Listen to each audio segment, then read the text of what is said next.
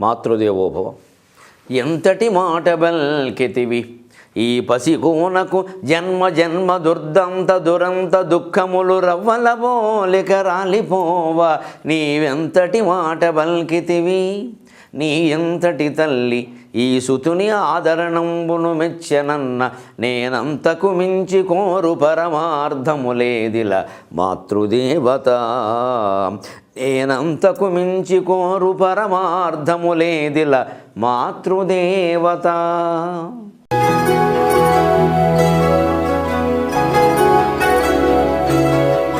ఒక చమత్కారమైనటువంటి శ్లోకంలో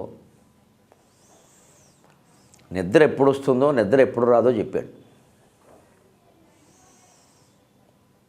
చాలా గమ్మత్తుగా ఉంటుంది మానవ జీవితం. మనం పైకి ఒప్పుకోవడానికి సందేహిస్తాం, కానీ ఆ సందేహించే విషయాలనే కవులు బహు చమత్కారంగా చెబుతారు. త్రీణి స్థానాన్యనిద్రాయాః చౌర్యద్యూత పరాంగనాః.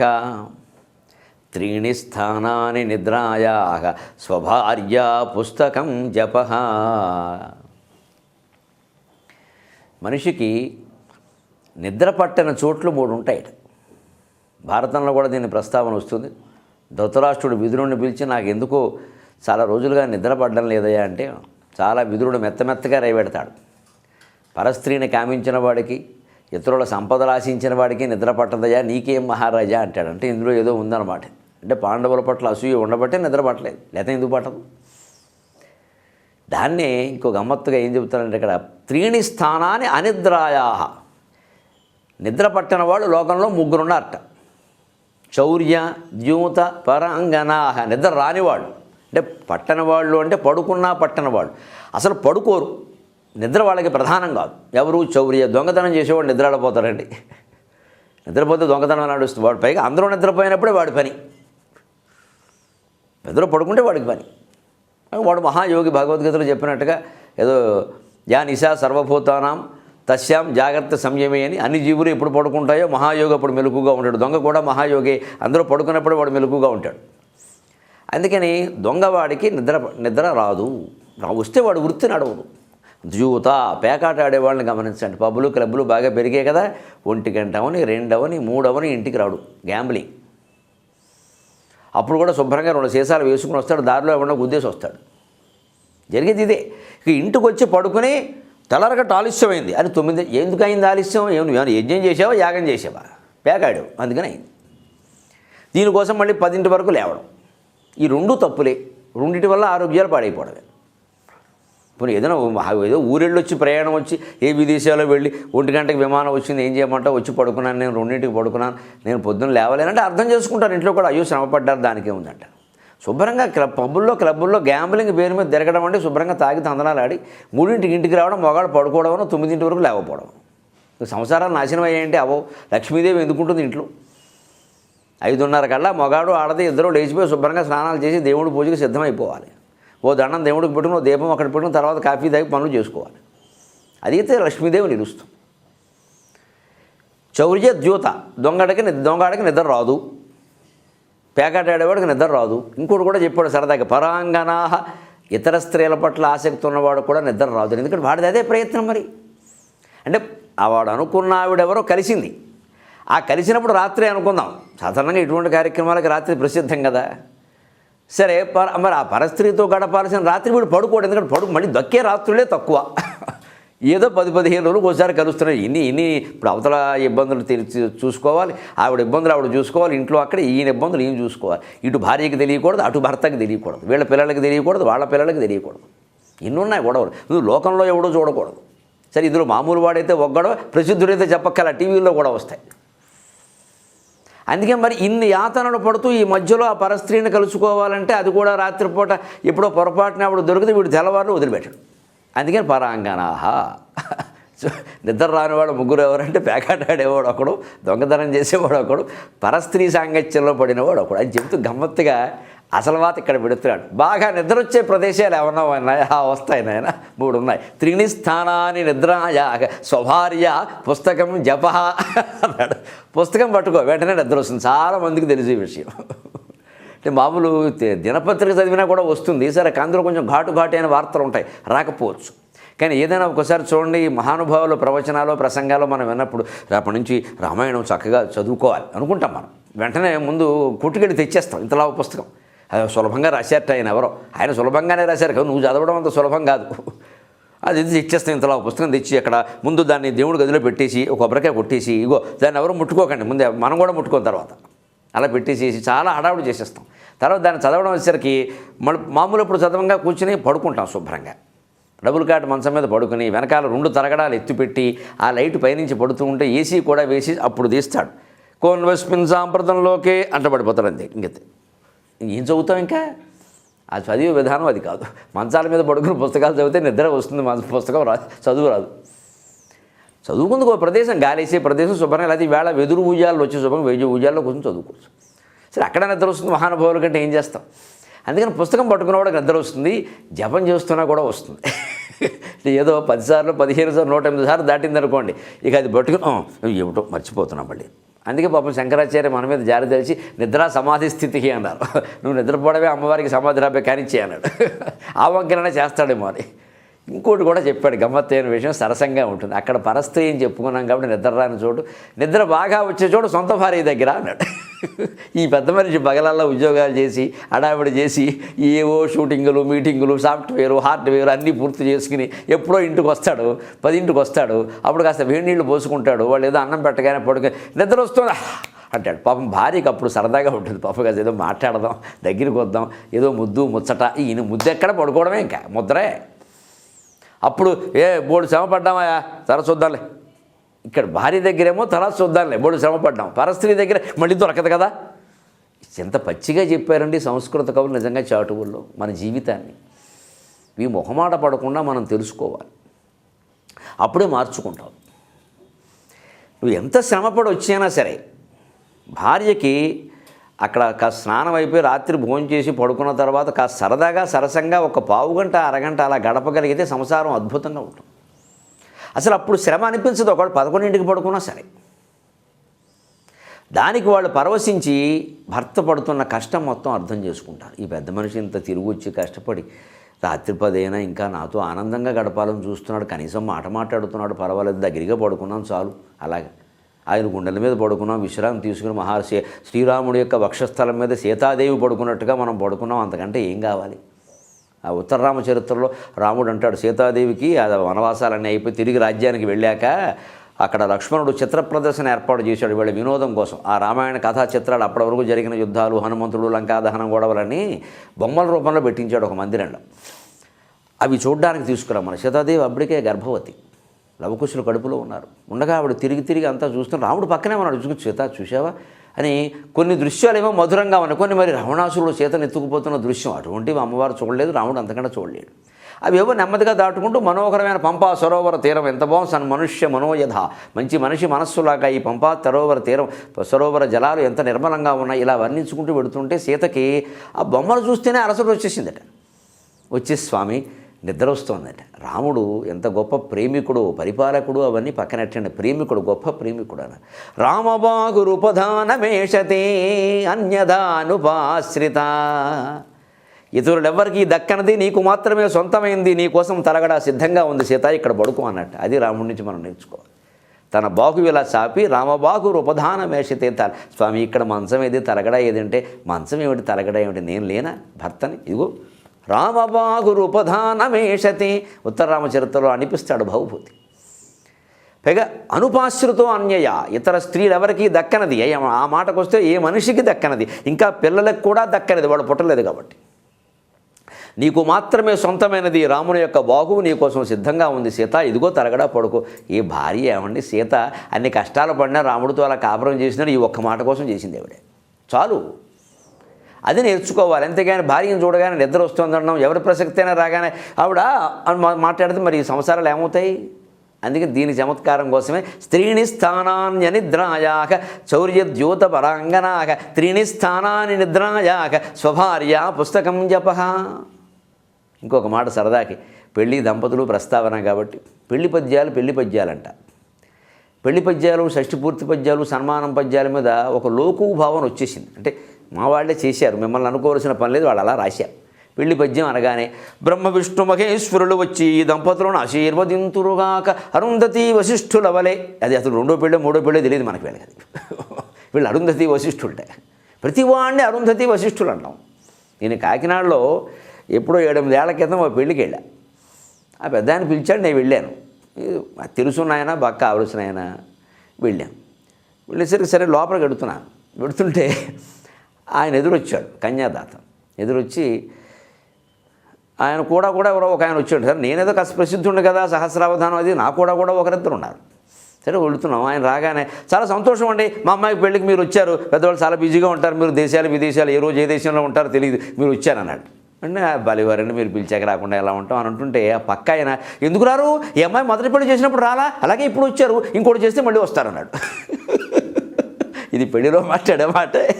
ఒకడు ఉంటాడు కొక్కిరికాయ అని, ఇలా ఉంటాడు.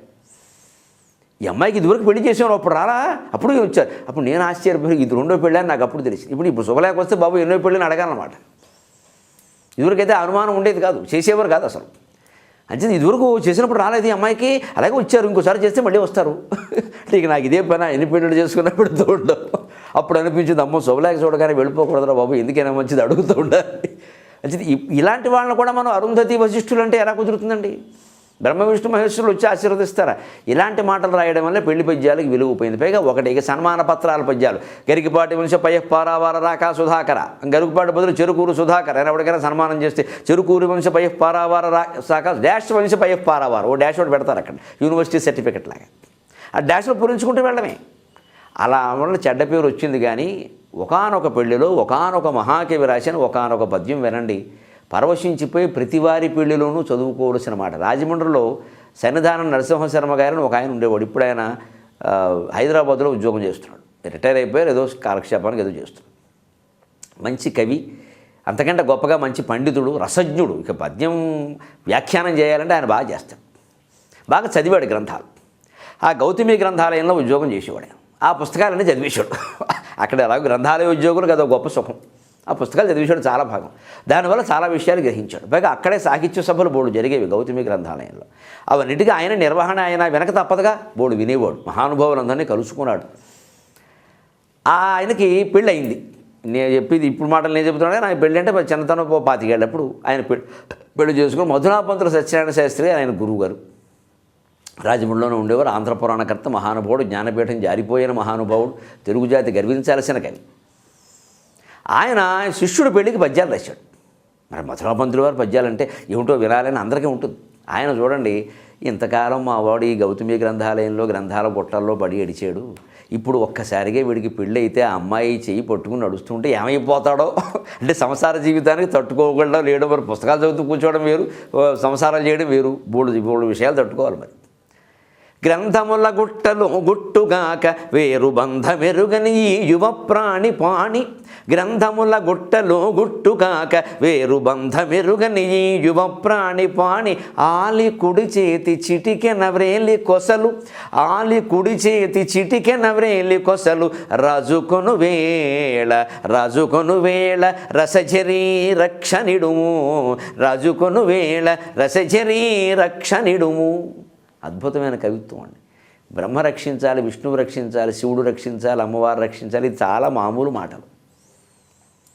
వాళ్ళు ఎలాగూ రక్షించడం తెలుసు, అయినా మనం వాడేస్తూ ఉంటాం. కవి అయినవాడు వాడిన మాట రసజరీ రక్షణడం. ఓ రసావేశమా, ఓ రసశాస్త్రమా, ఓ రసధ్వని, రసోవై సహా అన్నట్టుగా రసం రూపంలో మమ్మల్ని అలరింపజేస్తున్న ఓ పరబ్రహ్మ పదార్థమా మా వాడిని రక్షించు. ఎందుకు రక్షించాలయ్యా, మీ వాడికి ఆపదేం వచ్చిందంటే ఏం తెలుసు పాపం ఈ నరసింహశర్మకి, ఏం తెలుసు. ఇంతకాలం పుస్తకాల మధ్యలో అందులో గ్రంథాలయంలో ఆ గ్రంథాలు బాగా పాద్దాయి. ఆ పుస్తకాలు బూజులు కూడా అలాగే ఉంటాయి, అవన్నీ దులుపుకోవాలి. ఒకడెవడో నా బోటిగాడు వెళ్ళి ఏమండి చాటుపద్య రత్నాకరం అని ఉండాలని దీపాలు పిచ్చేసేస్తే గారిది అంటాడు. అది ఎక్కడుంది, ఇప్పుడు ఎక్కడో వెతకాలి. అది ఎక్కడో మూల నుంచి వెతికేసరికి దాన్ని దుమ్ము దులిపేసరికి తాడు దిగుతుంది. అవన్నీ వెతికిచ్చేవాడు ఆయన ఓపికగాను. అందుకని గ్రంథముల గుట్టల్లో గుట్టుగాక, ఈ గ్రంథాలయంలో పడి ఆగ్రే ఏ గ్రంథం ఎక్కడుందో, ఏ గ్రంథంలో ఏముందో ఈ లోగుట్టు విషయాలు తప్పితే వేరు బంధమెరుగని ఈ యువ ప్రాణి పాణి. యువ ప్రాణి ఆంధ్ర సాహిత్యం మొత్తం మీద ఎవడు వాడాడండి? మహానుభావుడు మధునాపంతుల సత్యనారాయణ శాస్త్రి గారు తప్ప. మహాకవుల ప్రయోగాలు ఏకం చెబుతూ ఏదో వేదంలో చెబుతారు ఒక మాట, ఏకశబ్ద సుష్ఠు ప్రయుక్త స్వర్గే లోకే కామదుగ్భవతి. ఒక్క శబ్దం దాని అర్థానికి తగినట్టుగా మంచి పద్ధతిగా ప్రయోగించవలసిన చోట దాన్ని మించిన కామధేనువు లేదన్నారు. నాకు ఈ శబ్దం అంత ఆనందంగా ఉంది. యువప్రాణి, ఎంత బాగుంది ఈ మాట. యువప్రాణి గ్రంథాల్లో పడి కొట్టుకుపోవడం తప్పితే మా శిష్యుడికి వేరు బంధం ఎరుగని వేరే ఉద్దేశమే లేదు. ఇంటికి కూడా వెళ్ళేవాడు కాదు, ఇక్కడే ఉండిపోయేవాడు. 8 అయినా 9 అయినా, ఎందుకంటే సాయంత్రం వరకు బాధ్యత ఆ పైన సభలో. అలాంటి వాడు ఆలి కుడి చేతి చిటికెనవ్రేలి కొసలు రాసుకొను వేళ. ఆ మాటలు చూడండి. ఆలి కుడి చేతి చిటికెనవ్రేలి కొసలు అంటే ఒక నెమ్మదిగా మన దృష్టి మన మనస్సు మారాలి. ముందు ఆలి భార్య యొక్క కుడి చెయ్యి, అక్కడి నుంచి ఆవిడ కుడి చేతి మీదకి ప్రసరించాలి, అక్కడి నుంచి చిటికెన వేలు మీదకి ప్రసరించాలి, అక్కడి నుంచి దాని కొస మీదకి ప్రసరించాలి. శబ్ద ప్రయోగం అంటే అది. ఎందుకని భార్య చేతిని పట్టినవే ఎళయందు దిక్కుమాలిన మాట అంటారు దాన్ని. చేతిని పట్టకపోతే మూతిని పట్టుకుంటాడా 10 మందిలో? రసపారవశ్యంతో పద్యం చెప్పడం అంటే ఆలి కుడి చేతి చిటికెనవ్రేలి కొసలు. ఎందుకంటే ఆ చేతులు కలిసేటప్పుడు కొంగు ముడి వేసుకుని కొత్త దంపతులు అంటారే. చివరి పెళ్ళి అయిపోయిన తర్వాత ఇద్దరు చేతులు ఇలాగా ఒకరి చేతులు ఒకరు పట్టుకుని ఈ చిటికెన వేలు సరిగ్గా భార్య మనకి ఎడమ వైపున ఉంటుంది కాబట్టి ఆవిడ కుడి వైపున మనం ఉంటాం. ఆ కుడి చేతి చిటికెన వేలు ఏం చేస్తుంటే భర్త చిటికెన వేలుకి ఇలా ముడేస్తుంది అంతే. అంతకంటే ఇలా పట్టేసుకుని ఏదో అదేమిటి అహనా పెళ్ళి అంట లేదా మాయాబజార్లో కొడత్కొజుల్లో పట్టేసుకోకూడదు కదా, అది బంధం అనరు దాన్ని. అందుకని ఇలా ఉయ్యారంగా, పైగా దానికి ఆవిడ ఎంతో శంకిస్తుంది. ఇలా రాగానే ఇలా చేయి చాపండి ఒకసారి పట్టుకోవాలి అంటే సూర్యకాంతం అవుతుంది, పెళ్లి కూతురు అవుతుంది. అందుకని ఇలాగా చాలా సున్నితంగా దగ్గరకు వచ్చి అలా నెమ్మదిగా. ఈ భర్త కూడాను ఆ స్పర్శ ఎలా ఉంటుందో, ఆ చిటికెన వేలు ఎలా ఉంటుందో, ఆ స్పర్శ ఎలా ఉంటుందో అని ఆలోచిస్తాడు. ఎందుకంటే ఇప్పట్లాగా అన్నీ అయిపోయాక పెళ్ళిళ్ళు చేసుకోవడం కాదుగా, రాటిఫికేషన్ వ్యవహారాలు ఇవన్నీ. కాలేజీలో వాళ్ళు గోడ కట్టేసి తర్వాత యూనివర్సిటీ వారికి రాస్తారు, కట్టేసి డబ్బులు ఉండాలి. రాటిఫికేషన్ అంటారు. ఇప్పుడు పెళ్ళిళ్ళు ఏమిటంటే రాటిఫికేషనే. అన్నీ అయిపోయాక చేసేసుకుంటే బాగుంటుందేమో, ఇక చేసుకున్నా ఒకటే, ఏం చేసినా ఒకటే. ఇంకా అప్పుడు అలా కాదు. ఆ పెళ్లి చూపుల వరకు అసలు ఎవరు ఒకరికొకరు పరిచయాలు ఉండేవి. పెళ్లి చూపులు అయ్యాక కూడా మళ్ళీ ఈ అమ్మాయి అబ్బాయితో మాట్లాడడానికి ఫోన్ లేవు, SMS లేవు, ఐ లవ్ యూ లేవు, ఉత్తరాలు రాస్తే ఏమిటి ఇప్పటి నుంచా ఉత్తరాలు అని 100 మంది కాపలా ఉండేవారు. కాబట్టే కాపురాలు మధురంగా జరిగేవి. మొదట 5-6 ఏళ్ల పాటు ఆ కొత్తదనం. ఈ పిల్లాడు సినిమాకి వెళ్ళినప్పుడు ఎలా ఉంటాడో, హోటల్కి వెళ్ళినప్పుడు ఎలా ఉంటాడో, ఇంట్లో ఉన్నప్పుడు ఎలా ఉంటాడో, స్నానం చేసేప్పుడు ఎలా ఉంటాడో, నేను స్నానం చేసేటప్పుడు ఆయన భావాలు ఇవన్నీ ఉండేవి. ఇప్పుడు ఏమీ లేవు, ఎందుకంటే అన్నీ ముందు అయిపోయినాయి. ఆ స్థితి రానియకూడదు. యువకులు దృష్టిలో పెట్టుకోవాలి. ఆ కొత్తదనం ఎప్పుడు గుప్పిట్లో ఉన్నంతసేపే రహస్యం, ఆసక్తి. తెలిస్తే ఏముందండి, ఎవడు వీళ్ళైనా ఒకటే. ఓ రేఖకి పైగా ఓ రేఖ కిందికి ఉండడం తప్పితే ఏం లేదు ఇక్కడ. ఆ ఉప్పుడు ఉన్నంతవరకు అందులో ఏదో ఉంది. అది ఉండాలి అలాగా. అందుకని ఆ కవిత్వంలో కూడా దాన్ని కాపాడుతున్న భార్య, ఆ పైన కుడి చేయి, ఆ పైన చిటికెన వేలు, ఆ పైన దాని కొస. ఇది పెళ్లి కొడుకు ఊహల్లో పెళ్లి కూతురు ఊహల్లో కూడా నెమ్మదిగా జరిగే వ్యవహారం కాబట్టి పద్యం కూడా ఆలి కుడి చేతి చిటికెన వేలి కొసలు రాసుకొను వేళ అనొచ్చు. అంటే మధురాపంతుల వారి పద్యం నేను ఎందుకు చెబుతాను, రాజుకొను వేళ అన్నాడు ఆయన. అంటే పొయ్యి రాసుకోవడం వేరు, రాజుకోవడం వేరు. ఒక అక్షరంలో ఎంత తేడా వస్తుందండి. అంచేతను వాయువులు వీచెను అంటే వేరు, విసిరును అంటే అర్థం వేరు. వృక్షములు ప్రాణవాయువు విడుచువేళ అని ముందు రాశాను నేను సాగర ఘోషలో. పొద్దున్నే వృక్షాలు ప్రాణవాయువు విడుచుతాయని, తర్వాత చూసి విడవడం ఏమిటి, ప్రాణవాయువు విడవడం మాట బాగుండాలి అని వృక్షములు ప్రాణవాయువు వీచువేళ అన్నాను నేను. ప్రాణవాయువును వీచాయి అంటే విసిరాయి. విడుచు అన్నదానికి వీచు అన్నదానికి ఎంత తేడా వస్తుంది. విడుచు అనగానే వేరే భావాలన్నీ వస్తాయి. వీచు అంటే విసినగారి పెట్టి విసరడం. ఒక్క పదప్రయోగంలో ఇంత తేడా ఉంటుంది. అంచేతను ఇక్కడ రాజుకొను వేళ అంటే ఆ కుడిచి చిటికిన వేలు ఇలా తగలగానే మనవాడికి పొయ్యి రాజుకున్నట్టే రగులుతోంది మొగలిపోదా. దాన్ని సున్నితంగా కాలి కుడి చేతి చిటుకన వ్రేలి కొసలు రాజుకొను వేళ రసచరి రక్షణిడుము. ఓ రస ప్రవాహమా, రసస్వరూపమైన ఓ పరమాత్మ, మా వాడిని కాస్త కాపాడవయ్యా. ఎంత ఆనందించుంటారని ఆ పెళ్ళికి వచ్చిన పెద్ద మనుషులు. నేనైతే అప్పటికి పెద్ద మనిషిని కాదు కాబట్టి వెళ్ళలేదు, కానీ చిన్నవాడిని, సన్నిధారణ శర్మ కంటే చాలా చిన్నవాడిని నేను. అందుకే నేను వెళ్ళలేదు. కానీ ఏదో మా అమ్మ నాన్న పెళ్ళి నాకు చూపించలేదే అన్నట్టు ఎవడం, ఫోటోల్లో నేను లేనే అన్నట్టు. కొడుకు ఎవడో ఫోటోలు చూస్తే పెళ్లి ఫోటోలు, అమ్మ నేను ఇందులో లేను, ఎందుకుంటావురా అథవా మా పెళ్ళికి నువ్వు ఎందుకుంటావు అంది. ఇప్పుడైతే ఉండే అవకాశాలు కూడా ఉన్నాయి. ఎందుకంటే పిల్లాడు పుట్టాక 6 ఏళ్ళకి పెళ్ళిళ్ళు చేసుకున్న మహానుభావులు ఉన్నారు. బాగుండదని లోకం కోసం, రాజకీయాల కోసం. అలాగే మరి అలాంటి వాళ్ళ పరిస్థితి అంతే. కానీ మా పరిస్థితి అంత దౌర్భాగ్యం కాదు కదా. అందుకని మనం చూడలేకపోయాం. కానీ అటువంటి పద్యాలు పైగా ఆయనే చదువుతుంటే, ఆయన పెళ్ళికి వచ్చారు విశ్వనాథ్ వారు, మధురాపంతుల వారు, ఇలాంటి వారు ఆ పద్యాలు చదువుతుంటే అసలు పుట్టపర్తి వారు ఆ ధోరణి ఒకటి వేరుగా ఉండేది. ఆ వినడం అలవాటు పడిన వాళ్ళు ఆయన పద్యాలు ఇంకో నోటితో వినలేరు, మా గురువుగారే చదవాలంటారు. అంటే ఒక్కొక్కరికి ఒక్కో శైలి ఉంటుంది. అంత అందమైన పెళ్లి పద్యాలు ఉన్నాయని చెప్పి రాస్తే అలాంటి పద్యాలు రాయాలి, రాయమని అడిగితే అలాంటి కవిని అడగాలి. అంతేగాని ఊరికే ఎవరో రావడం, ఏదో 16 పంచరత్నాలు అన్నాం, ఈ పంచె ఎక్కడో రత్నం ఎక్కడో ఏమీ తెలియదు, ఇందులోనూ ఏదో రాయడం అయిపోయింది అన్నం, చివరికి దాన్ని ఏదో అక్కడ పెట్టేయడం, ఆయన చేతిలో 116 పెట్టి పంపడం, ఇవన్నీ ఊరికే తర్పణాలు తద్దినాలు. ఇంతకు మించినటువంటి రసపారవశ్య స్థితికి మనం చేరుకుందుకే ఈ కార్యక్రమం. హాస్యం పేరు మీద మనం రసవత్తరమైన కవిత్వాన్ని కూడా చెప్పుకుంటున్నాం. తెలుగు భాష గొప్పదనాన్ని గ్రహిద్దాం, మళ్ళీ కలుద్దాం. అంతవరకు తెలుగులో మాట్లాడదాం.